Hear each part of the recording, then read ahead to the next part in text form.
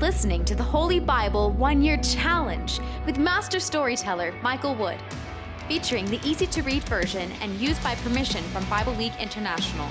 Enjoy the show! Hello everyone, welcome to day 147.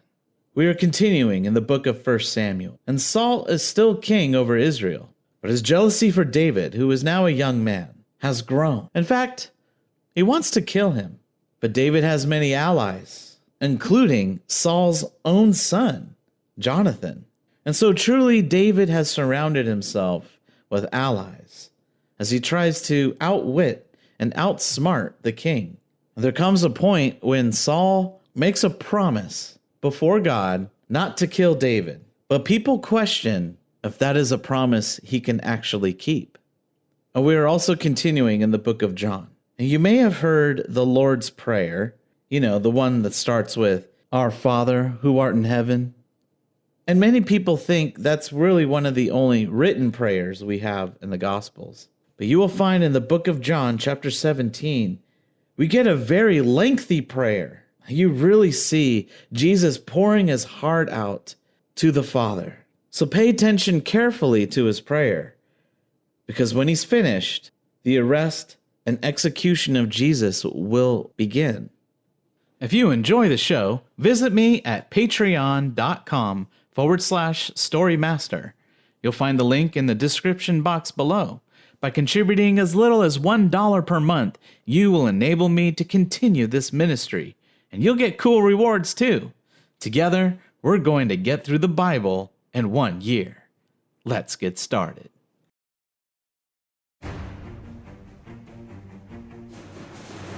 First Samuel chapter 19. Jonathan helps David.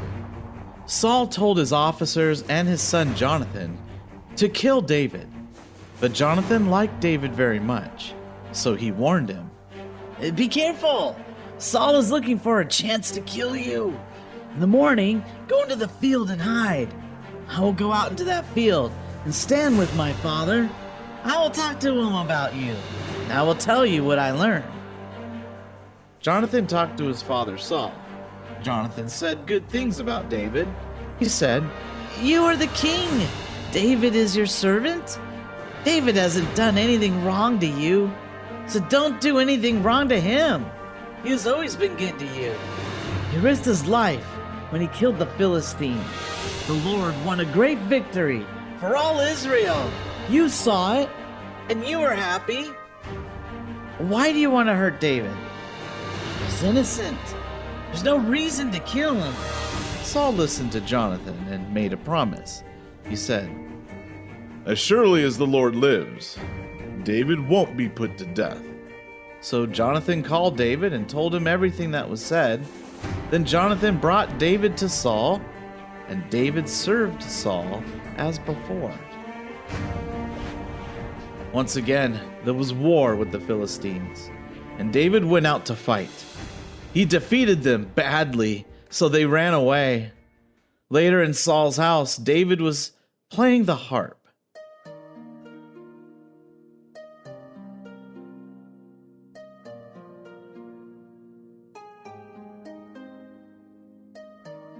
Saul was there with his spear in his hand, and an evil spirit from the Lord came on him. Saul threw his spear at David and tried to pin him to the wall. David jumped out of the way, and the spear stuck in the wall.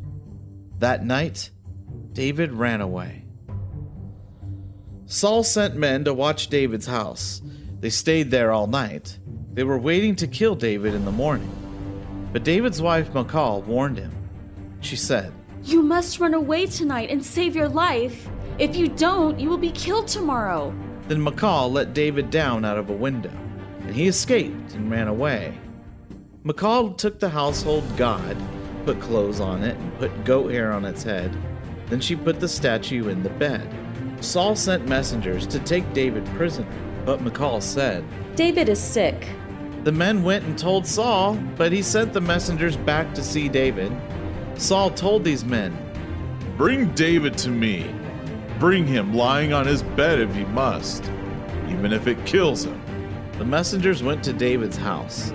They went inside to get him, but they saw it was only a statue with goat hair on its head. Saul said to Michal, Why did you trick me like this? You let my enemy escape, and now he's gone. Michal answered Saul, David told me he would kill me if I didn't help him escape. David escaped and ran away to Samuel at Ramah.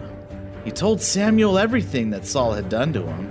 Then David and Samuel went to the camps where the prophets stayed. David stayed there. Saul heard that David was there in the camps near Ramah, so he sent some men to arrest David. But when they came to the camps, there was a group of prophets prophesying. Samuel was standing there leading the group. When the Spirit of God came on Saul's messengers, they began prophesying. When Saul heard about this, he sent other messengers, but they also began prophesying. Then he sent messengers a third time, and they also began prophesying. Finally, Saul himself went to Ramah. Saul came to the big well by the threshing floor at Seku. He asked, Where are Samuel and David? People answered, In the camps near Ramah. So Saul went out to the camps near Ramah, but on the way, the Spirit of God came on him, and he also began prophesying. He prophesied all the way to the camps at Ramah. Saul took off his clothes and prophesied there in the presence of Samuel. He lay naked on the ground all day and all night. That is why people say, Is Saul also one of the prophets? 1 Samuel chapter 20. David ran away from the camps at Ramah and went to Jonathan and asked him, What have I done wrong? What is my crime? Why is your father trying to kill me? Jonathan answered, That can't be true. My father isn't trying to kill you. My father doesn't do anything without first telling me. It doesn't matter how important it is. My father always tells me. Why would my father refuse to tell me that he wants to kill you? No, it's not true.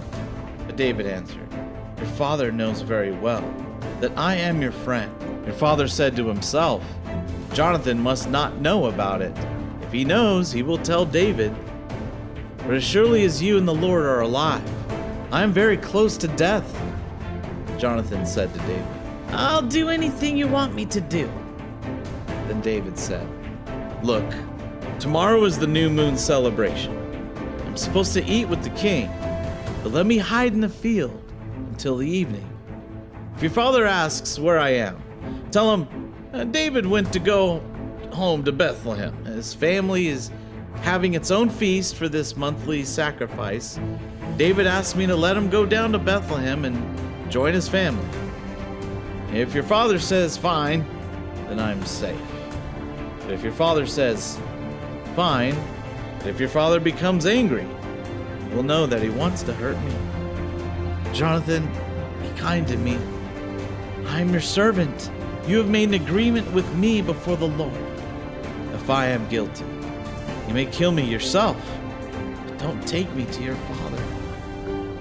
Jonathan answered, No, never. If I learn that my father plans to hurt you, I'll warn you. David said, Who will warn me if your father says bad things to you? Then Jonathan said, Come, let's go out into the field. So Jonathan and David went together into the field. Jonathan said to David, I make this promise before the Lord, the God of Israel, a promise that I will find out how my father feels about you. By this time tomorrow or the next day, I will find out if he feels good about you or not. Then I will send a message to let you know. If my father wants to hurt you, I promise to warn you so that you can get away safely. May the Lord punish me if I don't do this. May the Lord be with you, as he has been with my father. As long as I live, show me the same kindness the Lord does. And if I die, never stop showing this kindness to my family. Be faithful to us, even when the Lord destroys all your enemies from the earth. So Jonathan made this agreement with David and his family, and he asked the Lord to hold them responsible for keeping it. Jonathan loved David as himself, and because of this love, he asked David to repeat this agreement. Jonathan said to David, Tomorrow is the new moon celebration. Your seat will be empty, so my father will see that you're gone. On the day after tomorrow, go to the same place where you hid when this trouble began. Wait by the stone mound. I will shoot 3 arrows to the side of the mound, as if I'm shooting at a target. Then I'll send a boy to go and find the arrows. If everything's fine, I will tell him, You went too far. The arrows are closer to me. Come back and get them. If I say that, you can come out of hiding. I promise, as surely as the Lord lives, you are safe. There's no danger. But if there is trouble, I will say to the boy, The arrows are further away. Go and get them. If I say that, you must leave. The Lord is sending you away. Remember this agreement between you and me. The Lord is our witness forever. Then David hid in the field. The time for the new moon celebration came, and the king sat down to eat. He sat next to the wall where he usually sat, and Jonathan sat across from him. Abner sat next to Saul, but David's place was empty. That day, Saul said nothing. He thought, Maybe something has happened to David so that he is not clean. On the next day, the second day of the month, David's place was empty again. Then Saul said to his son Jonathan, Why didn't Jesse's son come to the new moon celebration yesterday or today? Jonathan answered, David asked me to let him go to Bethlehem. He said, Let me go. Our family's having a sacrifice in Bethlehem. My brother ordered me to be there. Now, if I'm your friend, please let me go and see my brothers. That's why David has not come to the king's table. Saul was very angry with Jonathan and said to him, You son of a twisted, rebellious woman, I know that you have chosen to support that son of Jesse. This will bring shame to you and to your mother. As long as Jesse's son lives, you will never be king over this land. Now, bring him to me. He must die. Jonathan asked his father, Why should David be killed? What did he do wrong? But Saul threw his spear at Jonathan and tried to kill him. So Jonathan knew that his father wanted very much to kill David. Jonathan became angry and left the table. He was so upset and angry with his father that he refused to eat any food on the second day of the festival. He was angry because Saul humiliated him and because Saul wanted to kill David. The next morning, Jonathan went out to the field to meet David as they had agreed. Jonathan brought a little boy with him. He said to the boy, Run! Go and find the arrows I shoot. The boy began to run, and Jonathan shot the arrows over his head. The boy ran to the place where the arrows fell, but Jonathan called, The arrows are further away! Then he shouted, Hurry! Go and get them! Don't just stand there! The boy picked up the arrows and brought them back to his master. The boy knew nothing about what went on. Only Jonathan and David knew. Jonathan gave his bow and arrows to the boy and told him to go back to town. When the boy left, David came out from his hiding place on the other side of the hill. David gave a formal greeting by bowing to the ground 3 times to show his respect for Jonathan. But then David and Jonathan kissed each other and cried together. It was a very sad goodbye, especially for David. Then Jonathan said to David, Go in peace.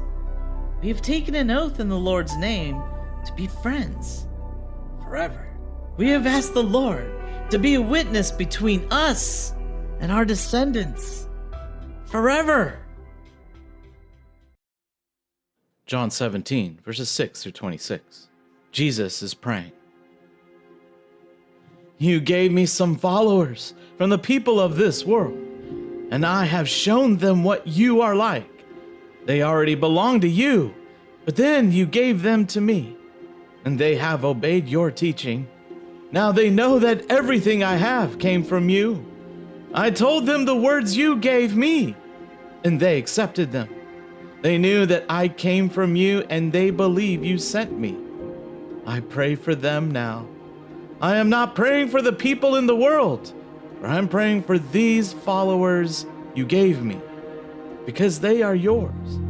All I have is yours, and all you have is mine, and my glory is seen in them. Now, I am coming to you. I will not stay in the world, but these followers of mine are still in the world. Holy Father, keep them safe by the power of your name, the name you gave me. Then they will be one, just as you and I are. While I was with them, I kept them safe by the power of the name you gave me. I protected them, and only one of them was lost, the one who was sure to be lost. This was to show the truth of what the scriptures said would happen. I am coming to you now, but I pray these things while I am still in the world. I say all this so that these followers can have the true happiness that I have. I want them to be completely happy. I have given them your teaching, and the world has hated them because they don't belong to the world, just as I don't belong to the world. I'm not asking you to take them out of the world, but I am asking that you keep them safe from the evil one. They don't belong to the world, just as I don't belong to the world. Make them ready for your service through your truth. Your teaching is truth. I have sent them into the world, just as you sent me into the world. I am making myself completely ready to serve you. I do this for them, so that they also might be fully qualified for your service. I pray not only for these followers, but also for those who will believe in me because of their teaching. Father, I pray that all who believe in me will be as one. May they be united, just as you are one with me, and I am one with you. I pray that they will be one with us. Then the world will believe that you sent me. I have given them the glory that you gave me. I gave them this glory so that they will be united, just as you and I are united as one. I will be one with them, and you will be one with me, so they will be completely united. Then the world will know that you sent me, and that you loved them just as you loved me. Father, I want these people you have given me to be with me where I will be. I want them to see my glory, the glory you gave me, because you loved me before the world was made. Father, you are the one who does what is right. The world does not know you, but I know you. And these followers of mine know that you sent me. I showed them what you are like, and I will show them again. Then, the same love you have for me will be at work in them, and I will live in them.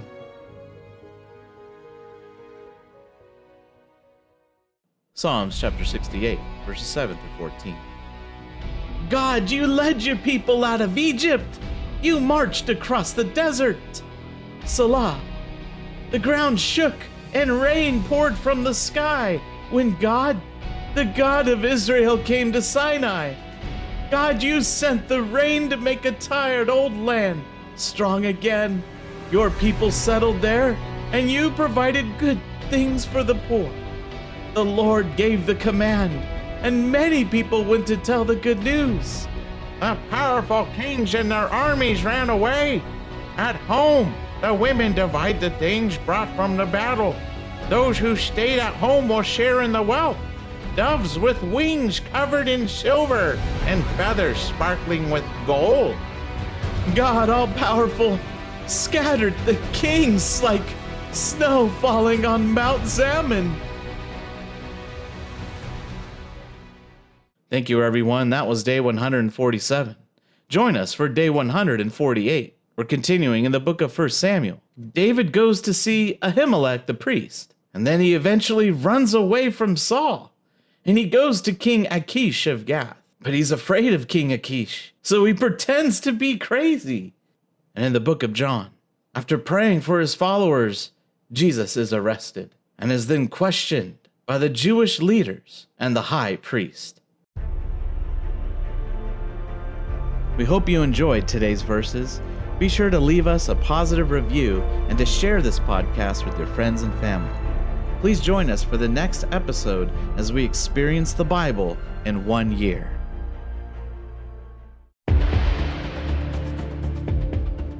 Did you know we offer online courses in creative writing, literature, and web design?